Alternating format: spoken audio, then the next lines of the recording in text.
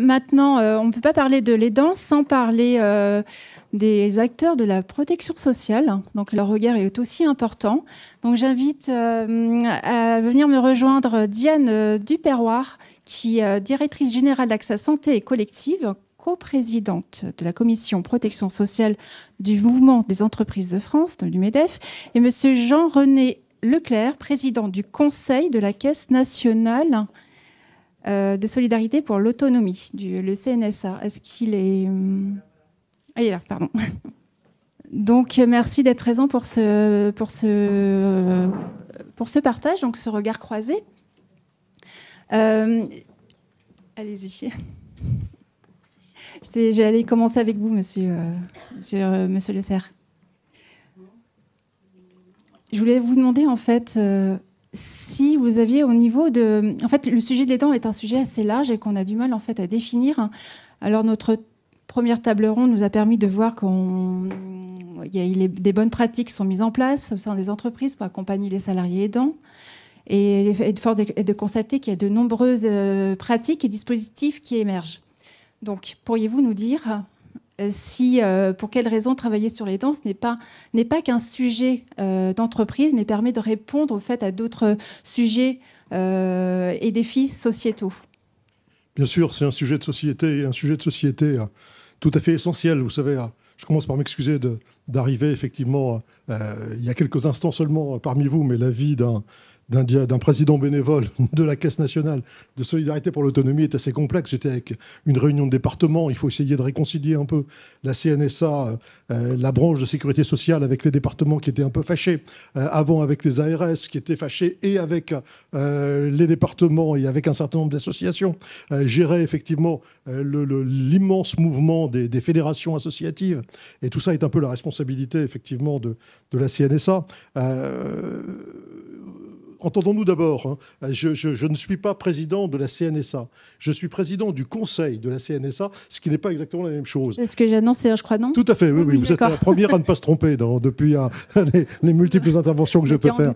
Ce qui veut dire effectivement que d'un côté, il y a la 5e branche désormais de la sécurité sociale, chargée du grand âge, du vieillissement et chargée des personnes vivant avec un handicap, chargée du handicap, avec un nombre important, c'est très relatif, de collaborateurs. Lorsque nous aurons recruté tous ceux que l'État nous a autorisés à recruter, ils seront 230 à peu près. Moi, j'étais président du département du Nord. Ma MDPH, ils doivent être 300. Donc tout ça relativise un peu. Ceci dit, le département du Nord... Maison départementale des personnes handicapées. Tout à fait. Personnes en situation de handicap. Donc c'est important. Tout à fait. Bon, maintenant, si on prend les budgets, le département du Nord, qui est le plus grand département de France et qui a le plus gros budget de France, il a un budget de 3 milliards 200 ou 300 millions, l'équivalent de la région Hauts-de-France. La petite dernière des branches de la sécurité sociale, elle est déjà entre 35 et 36 milliards. Donc on est à un autre niveau. Mais je ne suis pas un président exécutif. Et mon conseil n'est pas un conseil d'administration. Mon conseil, c'est l'ensemble des parties prenantes. Comme disait ma prédécesseur, Marianne Monchamp, au problème de l'autonomie, qui résume en fait, qui englobe les problèmes du vieillissement et les problèmes du handicap. Mon conseil, il est composé de représentants des départements, il est composé surtout des représentants des associations et des fédérations associatives de personnes âgées, de personnes en situation de handicap, des institutions qui se préoccupent de ce problème. Il est composé également de représentants de l'État, mais qui sont là à titre personnel. Ce n'est pas des commissaires du gouvernement. Ils votent avec les autres, mais ils sont minoritaires. Et il est composé de 3 personnes dites qualifiées. Je dis dites qualifiées parce que j'étais dedans, si vous voulez. Donc, je ne voudrais pas effectivement manquer de modestie, qui sont désignées par l'État. Et c'est au sein des personnalités qualifiées que doit être désigné le président du Conseil. Donc, comme j'étais sûr que les 2 autres, ils n'étaient pas candidats, c'est l'élection dont je suis le moins fier, si vous voulez, oui. Même si elle s'est faite à l'unanimité. Mais la CNSA est le rôle du Conseil, c'est d'être une force d'impulsion, une force de proposition, une force de critique. J'avais dit, lorsque Jean Castex m'avait rappelé, parce que j'avais d'abord rechigné avant d'accepter de prendre la présidence, je lui avais dit, écoutez, moi je suis un enquiquineur, mais je crois que c'est une fonction qui est nécessaire pour le président du Conseil. Le président du Conseil, il n'existe que s'il a derrière lui la quasi-unanimité du Conseil, qui sont des personnes qui ont des orientations politiques très différentes. Donc on se réunit sur des thèmes qui sont des thèmes d'intérêt général, et je ne serai jamais le caution des pouvoirs publics, quel qu'il soit. Le Conseil ne sera jamais cette caution. Il peut à la limite être à la conscience. Et quand ça ne va pas, il le dit. Et en quoi, clairement. Et le fait d'être en enquiquineur, comme vous le dites, ça se fait avancer la cause des aidants? Je crois que ça fait avancer la cause de l'autonomie. Et faire avancer la cause de l'autonomie, c'est faire avancer en même temps la cause des aidants. Je vais vous donner un exemple chiffré, si vous voulez, des raisons pour lesquelles les aidants sont absolument indispensables. Vous savez que nous sommes dans une période où le défi du vieillissement devient un défi essentiel, que nous avons un tout petit peu de délai, parce que les baby-boomers, dont je fais partie, ils ont maintenant entre 70 et 80 ans, voire un peu plus, mais à partir de 2030, c'est les personnes de plus de 85 ans dont le nombre va augmenter d'une manière impressionnante. Or, aujourd'hui, nous sommes déjà incapables, ce qui n'est pas normal d'ailleurs, de faire face effectivement aux besoins d'accompagnement et de soins des personnes âgées, des personnes en situation de handicap, mais surtout des personnes âgées. Aujourd'hui, il faudrait, pour 2025, c'est-à-dire pour demain, il faudrait pouvoir embaucher au moins 360 000 accompagnants à la vie quotidienne et aux soins. 200 000 pour remplacer ceux qui partiront en retraite et puis ceux qui font du turnover, parce que ces fonctions aujourd'hui ne sont pas des fonctions suffisamment reconnues, rémunérées, dotées de sens. Et là, il y a tout un travail de la CNSA pour le faire, mais je ne suis pas sûr du tout qu'on arrivera effectivement à avoir ce recrutement aussi important, que l'on saura créer les filières professionnelles, donner du sens à la profession, même s'il y a des efforts qui se réalisent dans ce cadre-là, on est très loin du compte. Donc l'aidant, il est absolument indispensable. Et son rôle a été un rôle longtemps négligé, longtemps sous-estimé. Combien de fois entend-on dire effectivement que parmi les personnes les plus âgées, l'aidant parfois disparaît avant l'aider tellement il est épuisé. On développe aujourd'hui l'aide aux aidants. Des politiques se sont mises en place en faveur des aidants. Mais ce problème, comme le problème de l'autonomie, ne pourra être géré que si c'est toute la société qui s'en empare. Donc toute la société, c'est à la fois le grand public. Moi, je me bats avec les collaborateurs, notamment de la communication de la CNSA, pour que nous dépassions ce que j'appelle, comme le faisait Raymond Barre, le microcosme.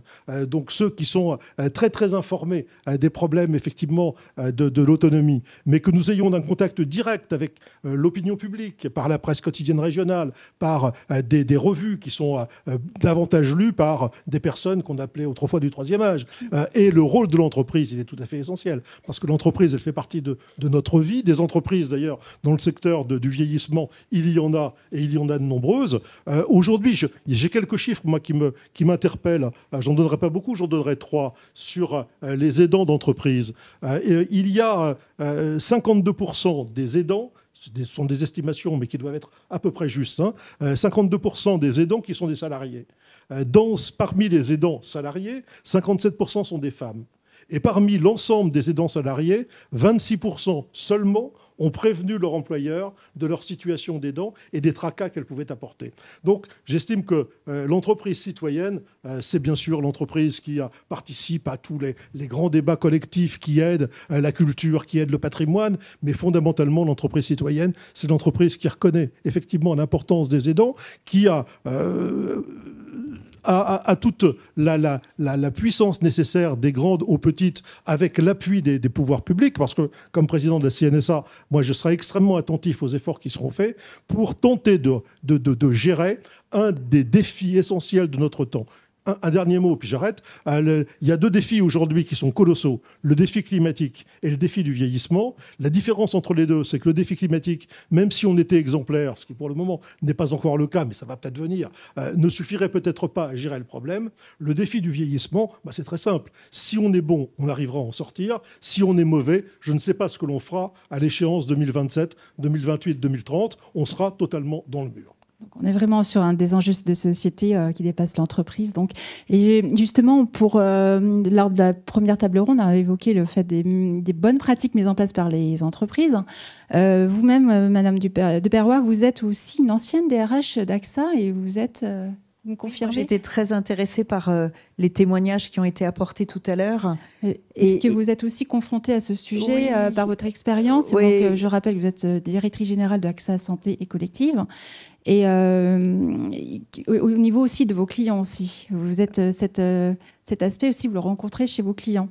Et quelles solutions concrètes avez-vous mis en place? Alors déjà, merci beaucoup pour tous les témoignages qui ont été apportés. Je pense que pour le MEDEF, c'est très important de pouvoir partager sur ce sujet. Et ça fait partie de la sensibilisation que nous apportons auprès des entreprises. Alors c'est vrai que dans ma vie précédente, j'ai été DRH d'AXA France et je retrouve tout à fait des éléments qui ont été cités par les personnes précédemment sur l'estrade. Nous, chez AXA France, on avait créé une équipe diversité-inclusion avec le suivi d'un certain nombre de sujets, dont les aidants, avec une sensibilisation particulière.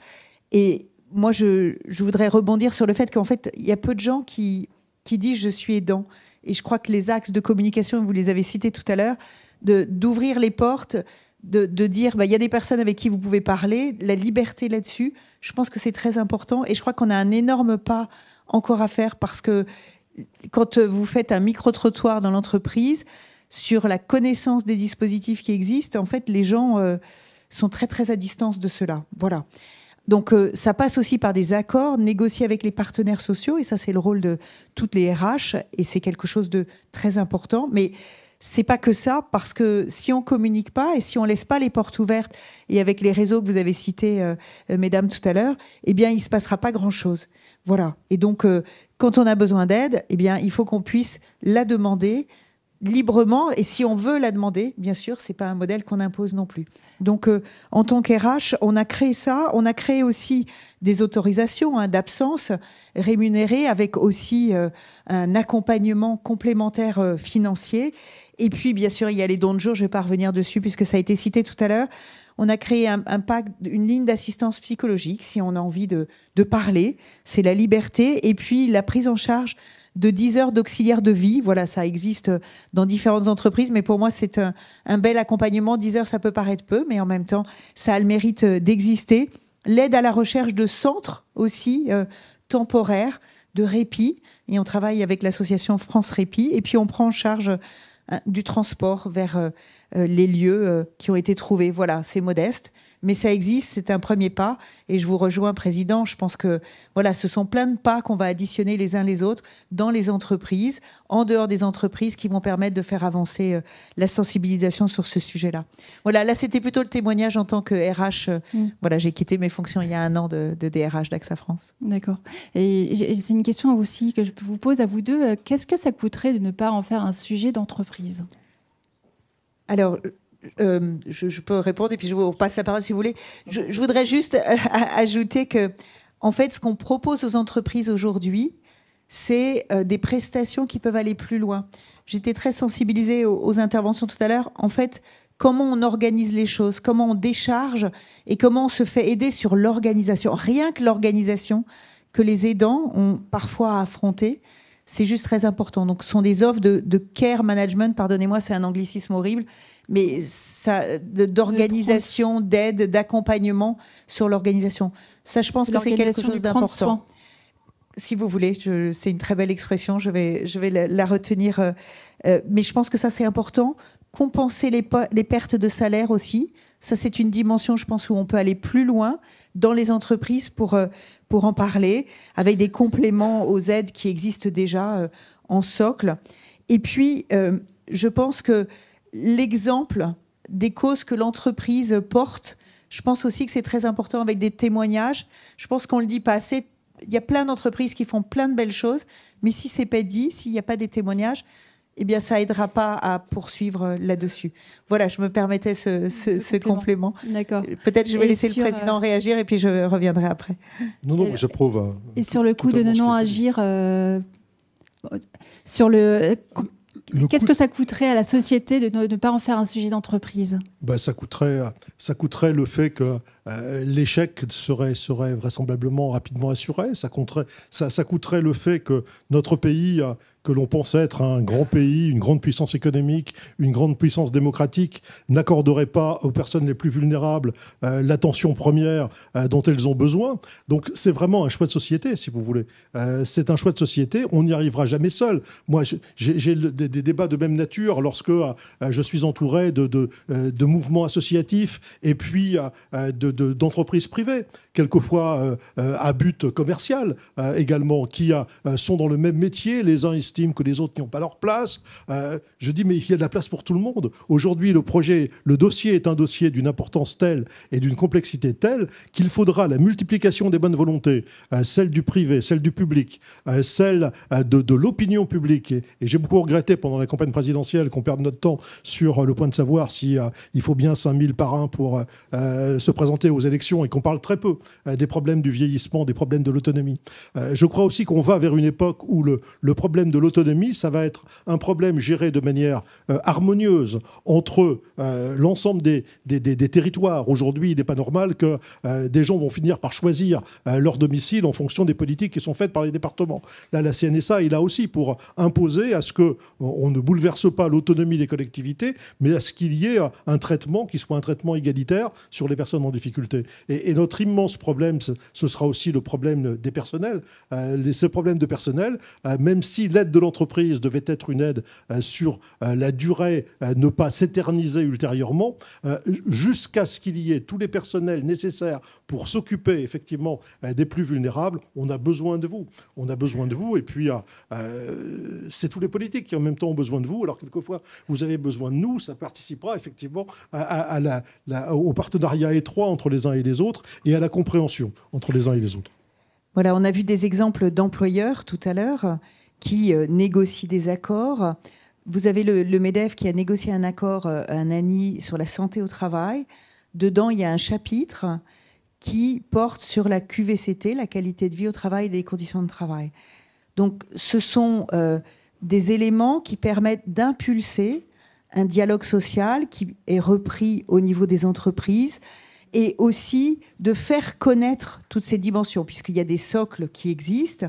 Et après, nous croyons au MEDEF que la sensibilisation, elle est très forte. Tout l'effort ne doit pas reposer sur les employeurs. En revanche, les employeurs, au travers de leur marque employeur et de la façon dont ils souhaitent nourrir leur marque employeur, ils ont un rôle très important à jouer. Donc, le président le rappelait tout à l'heure, il faut qu'il y ait beaucoup d'acteurs sur le sujet. Nous croyons aussi beaucoup à la création d'emplois dans la partie aide, dans la partie sociale, sur le terrain. C'est un gisement formidable. Mais je crois que si on n'est pas plusieurs à porter ces paroles, à impulser et à sensibiliser, quand vous voyez le vieillissement de la population française, vous avez le vieillissement des actifs dans les entreprises. Et lorsque l'on parle de réforme de la retraite, lorsque l'on parle évidemment d'un âge qui pourrait être repoussé, eh bien vous pensez immédiatement à l'emploi des seniors, au travail des seniors. Et donc l'entreprise, elle n'est pas différente de la société. Elle est dans la société et il s'agit qu'elle concourt avec une sensibilisation et une motivation des chefs d'entreprise dans un dialogue social à travailler sur ces aidants et sur l'accompagnement de ces aidants qui sont aussi des salariés. Et je pense que en rayonnant avec ce type de colloque ou avec la journée des aidants qui est le 6 octobre, si ma mémoire est bonne, eh bien, ça fait avancer la sensibilisation de tous les acteurs qui peuvent concourir justement à faire en sorte que, avec des socles étatiques, avec des associations, avec des compléments décidés par les employeurs dans le cadre d'une négociation sociale, avec des compléments qu'ils peuvent apporter aussi autour de leur marque employeur, eh bien, tout le monde concourt avec l'aide d'assureurs qui interviennent là-dessus. Certains ont été cités tout à l'heure. Eh bien, on puisse, là aussi, eh bien, développer le soutien qu'on peut apporter à ces aidants. Y a-t-il un coût à ne pas s'occuper de ce sujet ? Très clairement, je crois que les témoignages qui ont été donnés tout à l'heure montrent que eh bien, les salariés sont dans leur entreprise. Ils ont chacun des sujets à traiter. Pour un bon équilibre vie professionnelle, vie privée, eh bien, il faut pouvoir accompagner voilà, accompagner au libre choix, bien sûr, du salarié. Et c'est bien dans cette dimension-là que nous sensibilisons les entreprises pour qu'elles puissent développer des mesures qui puissent aider.